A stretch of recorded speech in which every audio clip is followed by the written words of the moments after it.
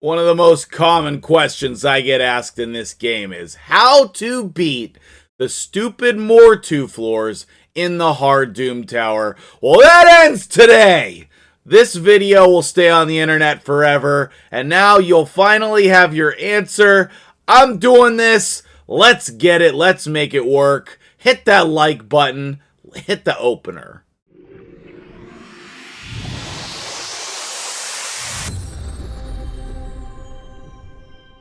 What's up, guys? MtgJedi here. We are staring at one of the most annoying champions in the entire game of Raid Shadow Legends, thanks to this passive right here. Not only is he going to ignore your shield and block damage, the most important part is he ignores your defense, okay? And then also, you can't be revived. So this guy is quite a challenge in the hard Doom Tower, as well as Nightmare Campaign, but also in Arena. And the strategies that we're going to talk about today can be applied in all of those game modes, but we're going to focus on the Doom Tower. So let's jump right in to the 3 strategies that we have available to us to beat this guy up. Alright, so the first strategy, in my opinion, is the best, but it is not the focus of this video. I just want to mention that Seer with more damage in the right team is the best strategy. And no, you don't need all of these champions, okay?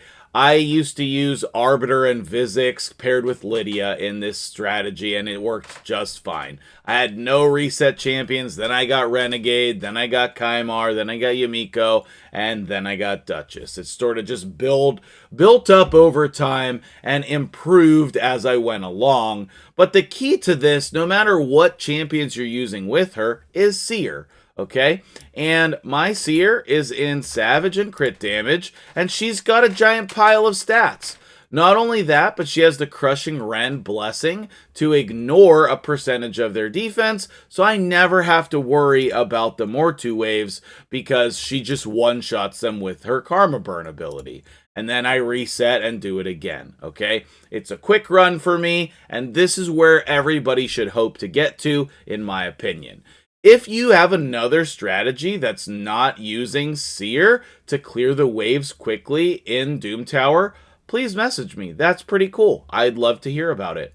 But for today, let me show this off to you, and then we'll jump into the free-to-play strategy that I have developed in order to beat this content. This is going to be a quick run here, okay? My team is efficient, and it rarely has RNG. Even when we don't hit the decreased defense there, we're still able to clear the waves with this build. Now, if you can't, then you should be adding more buffs to the team. I don't have anybody in a shield set here. That's an easy way to add 5 more buffs to your team. And see, the Mortu can't even kill the Duchess. So there's the fastest, actually not the fastest because Mortu got a turn, but there's an easy way to beat it is more damage on your Seer. Now, I'm not trying to say that everybody has this team, which is why we have the free-to-play option, and that is going to be my dude, Huskarl, and a free-to-play squad. Now, before I jump into breaking this squad down, what I want to mention is that you don't need all of these champions to beat this, okay? You don't even need Huskarl. The idea here is control with stuns and provokes. That's the main things that are going to help you through this wave. Really 2 different waves because there's 1 Mortu on wave 3, but also 2 Mortus on wave 2. And then you have the pesky Skytouch Shamans, which you also need to control. Otherwise, this sexy girl will just cleanse and heal and do all the things that are super annoying, okay? So, Huskarl is great because he has an A1 stun. Not 100% chance, but like it's there. And he has an AoE stun. Again, not 100% chance, but still there. Real quick, a great way to work on your team anywhere in the game, whatever team you're working on, throw them all in a Doom Tower, come in here, and then back right out. And that is the best way, in my opinion, to have all of your champions in the same spot to work on them. Because now, all of a sudden, they're all at the top of my list. So, the Huskarl, not only does he have stuns in his kit, he also is in a stun set, and his masteries are set up so that he can do even more stuns. I love this mastery setup, but I don't think it's 100% needed. I think you could even run him without masteries. I wouldn't recommend running him without books because you're getting pretty big buffs to your chances. 25% on this second book and then the cooldown as well. So booking him does make a pretty big impact, but you can also use any stun or control champion that you want. For example, I would normally use Unkillable here. Oh, I stole his gloves. I would normally use Unkillable here, but since he was +4, I did not want to do that. I figured that would make him feel unrelatable to most of you. But if you have a Unkillable, he's going to be great in here for the freezes. Now, on to the rest of the team. I put Artak in stun. Lydia, I need to change a couple pieces of gear here, so give me 1 second to do that. I wanted to make my Lydia build a little bit more accessible, so I lowered the speed quite considerably. Artak and everybody in the team are sitting in the low 200 range, and that's where I wanted Lydia to be. She's in Cursed, that's unimportant, just whatever your Lydia build is probably fine. Vizix is still in a shield set from my original Seer team. I still haven't changed it. I made her a little bit faster for this video so that she would be able to cycle through her abilities and take her turns at the appropriate time. Seeker is just my clan boss Seeker. This is your kind of like your flex spot. You could probably put whoever you wanted here. I tested it originally with Arbiter, but obviously you can't revive, so I wanted to put someone in with more damage and more control, but also he boosts the turn meter, so I ended up using Seeker. He does not have enough accuracy, so sometimes he doesn't land those provokes. And then here's the Huskarl build. I really liked this build. It's been great. Honestly, I think I'm never going to change it. He's not that defensible, okay? He's really not. What do I even have on him for the gloves? I have crit damage. Oh, I haven't built with crit stats. I don't think that is really necessary. I don't think the crit stats on him are necessary. In fact, if I was going to rebuild him, I would probably put like a defense % gloves on there. Or HP %, one or the other. Because I think these are not the best stats, honestly. Seeker's total stats. He's got some attack and crit stats because this is my clan boss Seeker. Whatever champion you want to use there is fine, does not have to be a Seeker. That's kind of like your flex spot. I don't even think Artak is mandatory, but I did put him in a stun set as well. Hopefully we get some good RNG and he locks those stuns down. But Artak in a stun set is really strong because all of his attacks are AoE. Now, Artak is also going to be our main damage dealer, doing the HP burns and then blowing them up. But like I said, no one in this team is imperative. This team is just a strategy, and these are the champions that I'm using here. So replace them as necessary, but we have 3 free champions in there and 2 epics, so I feel like it should be pretty accessible. One last PSA before we move on to the run, because I'm going to half manual, half auto it, and talk you through what you need to do here. One last thing is that if you don't have your Lydia, normally to me that means you're pushing higher than where your progression is at. Once you get your Lydia, that's when you're going to be trying to beat the hard Doom Tower, in my opinion. Can you do it before that? Yes.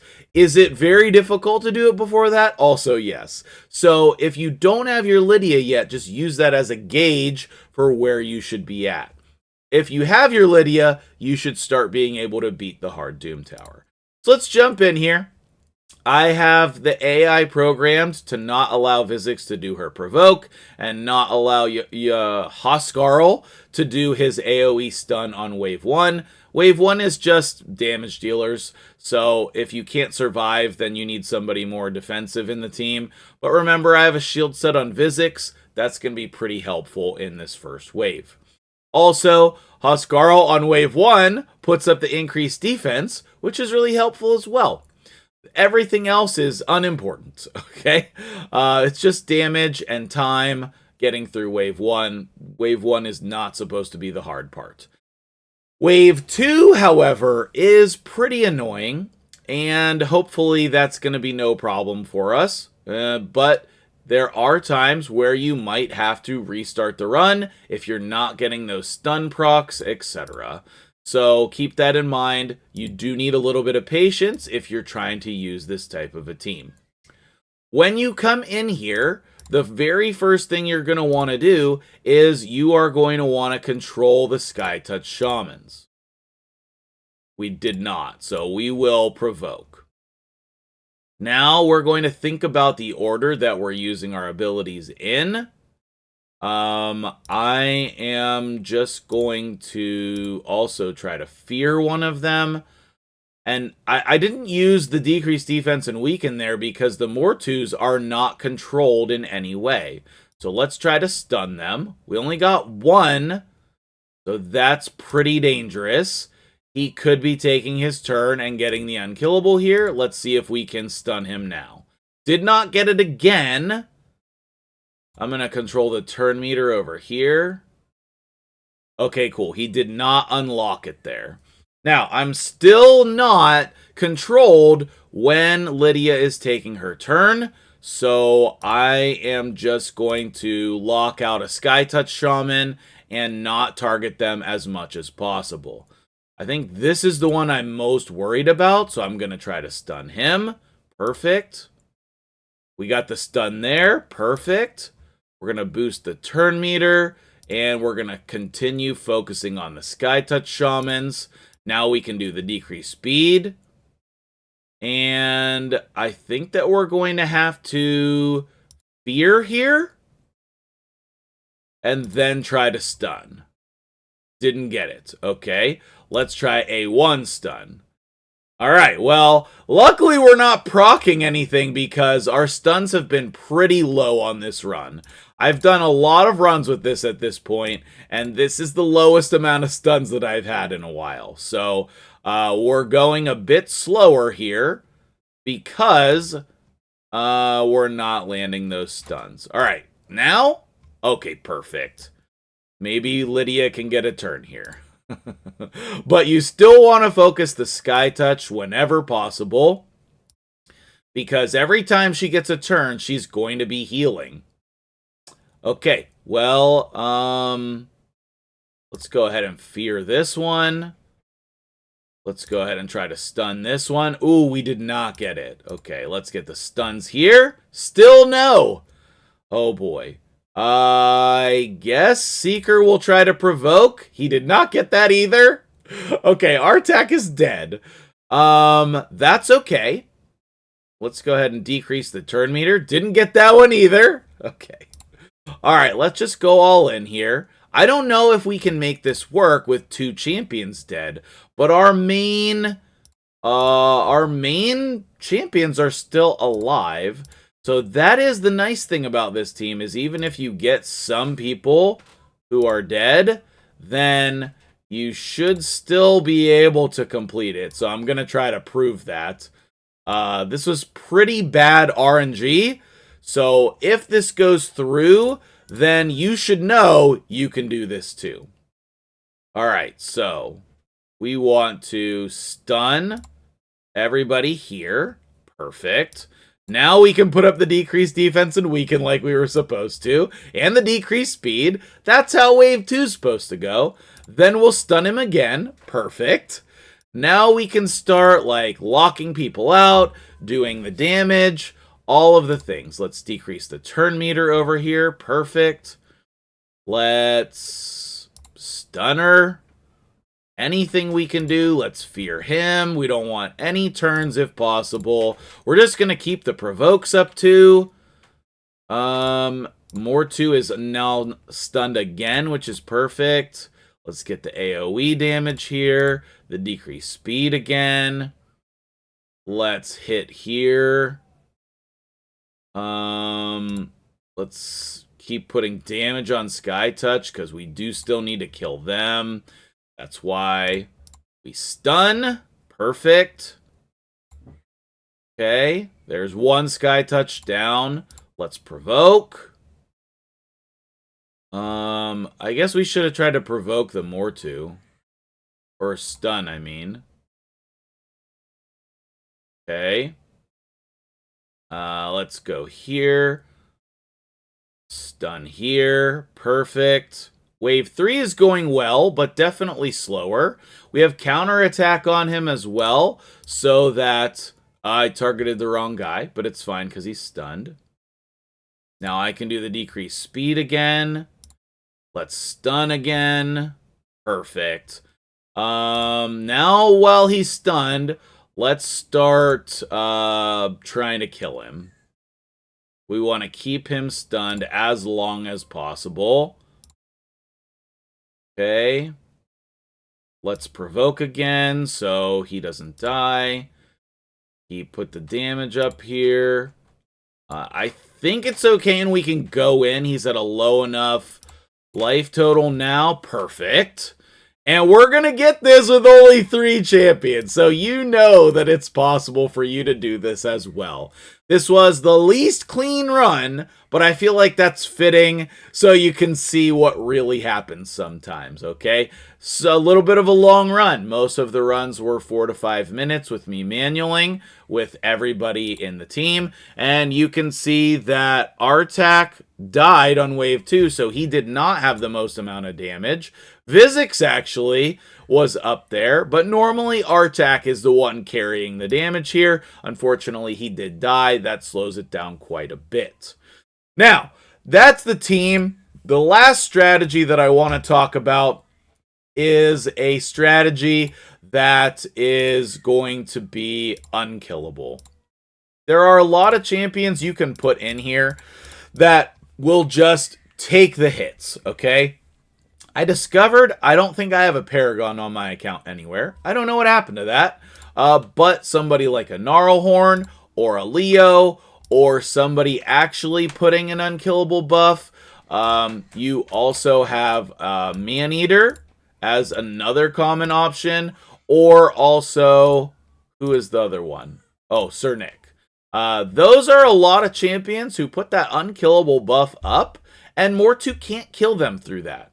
He does ignore block damage, but he doesn't ignore unkillable. So if you just want to come in there with like a reset champ, some damage, maybe a little bit of control, and try to make yourself unkillable, that is a viable strategy as well.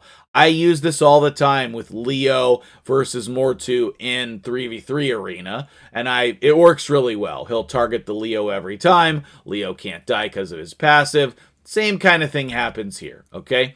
Paragon's another great option if you have him.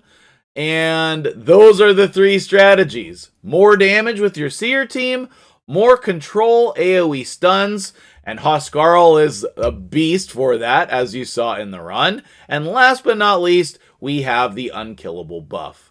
So let me know what you think about this sweet free-to-play team and these 3 different strategies, and make sure you hit the like button so more people can find this on the internet. Thank you for watching. Have a great day. I'll see you in the next one.